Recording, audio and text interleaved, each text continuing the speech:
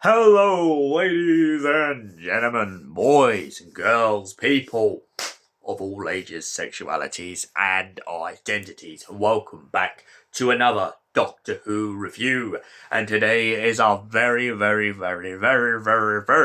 last William Hartnell review. Yes, we finish on a high note because today's review is none other than the Myth Makers. So, what happens in the Myth Makers, you may be asking? Well, the Myth Makers starts off with the Doctor turning up with Vicki and Steven, and them all believing in ancient Greece that essentially the Doctor is Zeus. Yeah, he tries to fool them into believing that he's Zeus. However, some soldiers are very skeptical, and one soldier is killed before the Doctor appears. This soldier kind of turns the tide of the history of the Trojans and the Greeks, and essentially causes a rupture which will cascade into a historic moment that will play out and be remembered for a very long time. The Doctor is captured and Vicki and Steven go to investigate. Steven also gets captured and Vicki finds herself in a temple.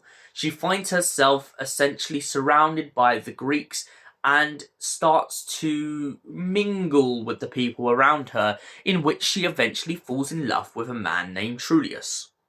Trulius is a very skeptical man who essentially believes Vicki to be a bit of a witch, precisely on the reason that he's kind of skeptical because she has the gift of prophecy. When Vicki first meets all of his family, she pretty much tells them that she can see the future, and this gets her in a whole heap of trouble. Meanwhile, elsewhere, the Doctor and Steven are trying to work out a way of escaping the Trojans. However, it turns out that the Doctor has a plan to put history on course and accidentally persuades the Trojans to build the giant Trojan horse. However, before this, he tries to convince them to make flying machines, but the Trojans are absolutely baffled by a flying machine and think that he's just trying to get them to make giant darts. They can't understand this, and so they agree to build the Trojan horse. Meanwhile, back in the palace with Vicki is trying to find a way to convince the family that she can truly perceive the prophecy of the future. However, when Steven turns up, she soon learns that she's kind of in a trap for herself. It turns out not only is she got to save some of the Greeks from the oncoming Trojan attack, but she's also got to battle the Doctor's plan and save herself from eternal doom, because if she doesn't, the Trojans will turn up, slaughter everyone, including her, Steven, and their newfound friend. Now, in the book that I've just read, there is a blind character. I can't vouch that this character is in the serial, so please correct me in the comment sections, but this blind character is apparently a poet/writer who has essentially made the Doctor out to be Zeus.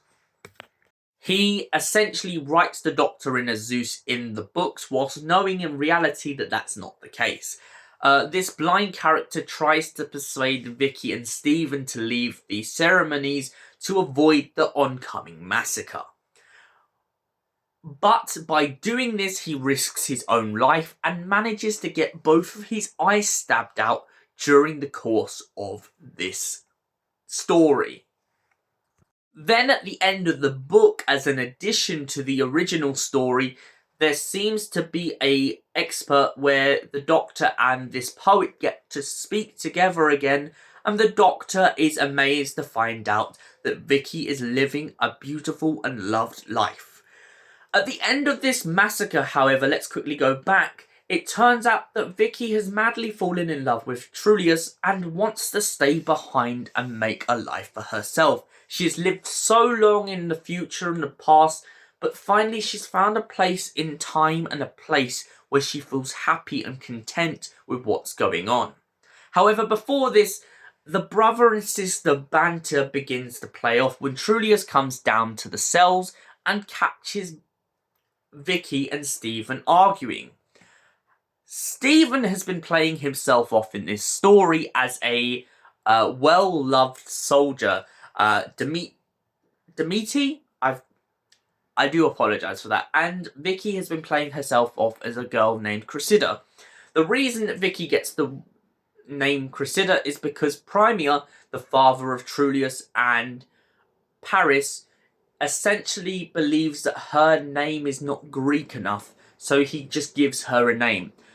However, Cassandra, the sister of Paris and Trulius, is the only girl in the whole story who can see the danger and the massacre coming.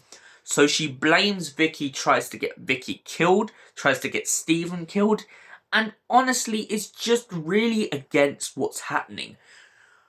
Cassandra's whole reasoning for this is she is a high priestess and believes that her views are not being viewed properly by people, and the fact that she can see danger coming.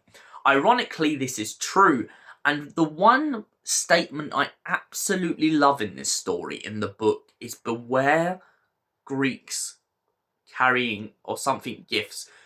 I love that because it's an irony from the author's perspective to kind of give you this false sense of hope that something's going to happen, but also that the tragedy is just ironic within itself.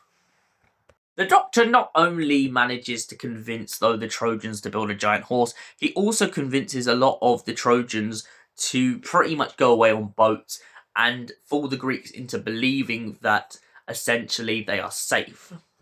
However, the one thing I do like the note that the author makes as the blind character in the book is the idea that maybe history could have been different if the Trojans hadn't have won.